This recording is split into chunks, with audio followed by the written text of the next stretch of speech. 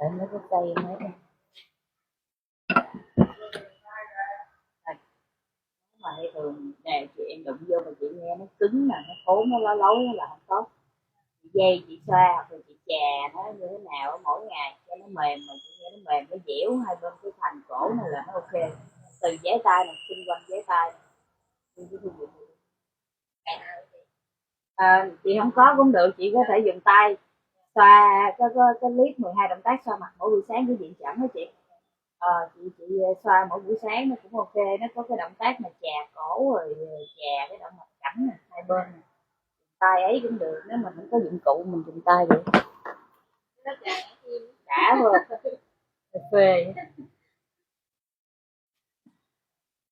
Dụng cụ rồi nó có cái chức năng của dụng cụ nó đã khác, còn không có thì mình vẫn làm được.